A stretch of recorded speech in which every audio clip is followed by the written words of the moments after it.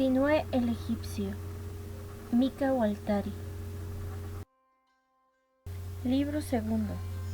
La casa de la vida. Parte 1. En aquellos tiempos, los sacerdotes de Amón en Tebas se habían atribuido el derecho de la enseñanza superior, y era imposible comenzar los estudios sin su consentimiento.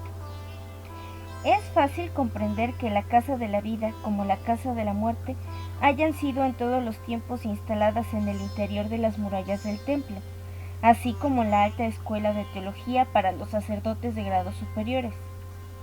En rigor, puede admitirse que las facultades de matemáticas y de astronomía dependan de su jurisdicción, pero cuando los sacerdotes hubieron acaparado la escuela de comercio y la facultad de derecho, las gentes de cultura comenzaron a preguntarse si el clero no se mezclaba en cuestiones que dependían del faraón o del fisco.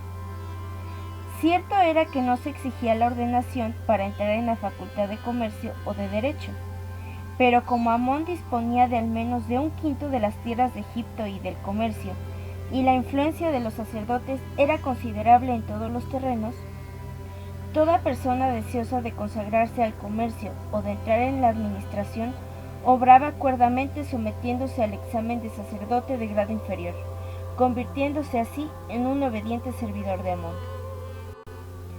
La mayor de las facultades era, naturalmente, la de derecho, porque daba la competencia requerida para todas las funciones, ya se tratase del fisco, de la administración o de la carrera de las armas. La pequeña tropa de los astrólogos y los matemáticos llevaban una existencia apacible en las salas de conferencias, despreciando profundamente a los adolescentes que afluían a los cursos de contabilidad y geodesia. Pero la casa de la vida y la casa de la muerte vivían aparte en el recinto del templo, y sus discípulos gozaban de la consideración temerosa de los demás estudiantes. Antes de franquear el umbral de la casa de la muerte, me era indispensable pasar el examen de sacerdote de grado inferior en la Facultad de Teología. Debí consagrar a ello 3 años, porque al mismo tiempo acompañaba a mi padre en sus visitas, a fin de aprovecharme de su experiencia. Vivía en casa, pero cada día asistía a los cursos. Los muchachos que tenían protector poderoso podían pasar en pocas semanas este examen que comprendía, además de los elementos de lectura, escritura y cálculo, textos sagrados aprendidos de memoria, así como leyendas sobre las santas trinidades y las santas eneadas, que culminaban siempre en el rey de todos los dioses, Amón.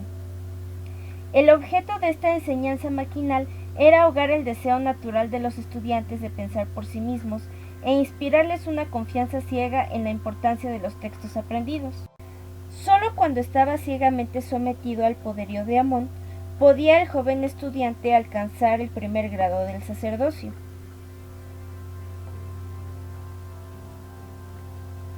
Los candidatos a este sacerdocio estaban clasificados según los estudios que tenían intención de emprender más tarde. Nosotros, los futuros discípulos de la Casa de la Vida, formábamos un grupo aparte, pero no hallé en él ni un solo amigo.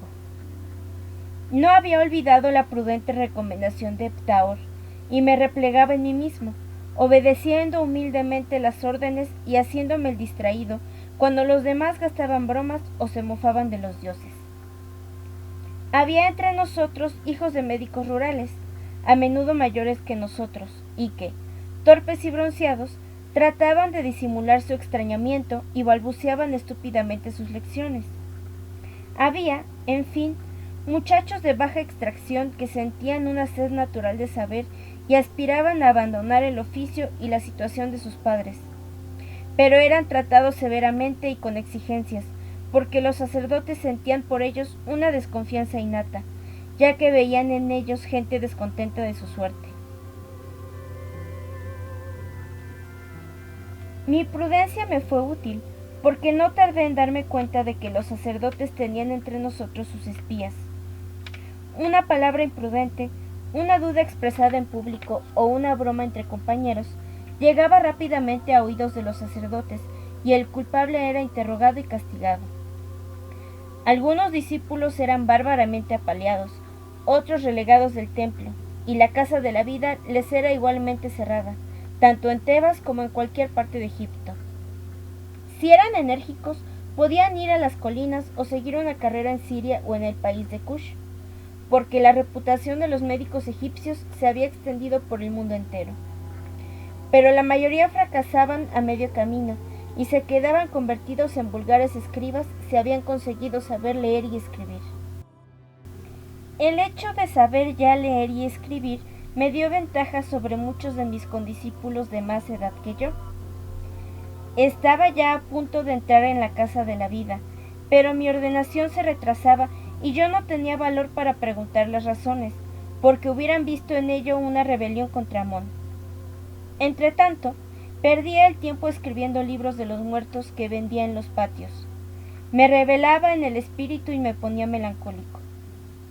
Muchos de mis camaradas, incluso los menos dotados, habían comenzado ya a estudiar en la casa de la vida, pero quizá, gracias a las enseñanzas de mi padre, tenía yo mejor preparación que ellos.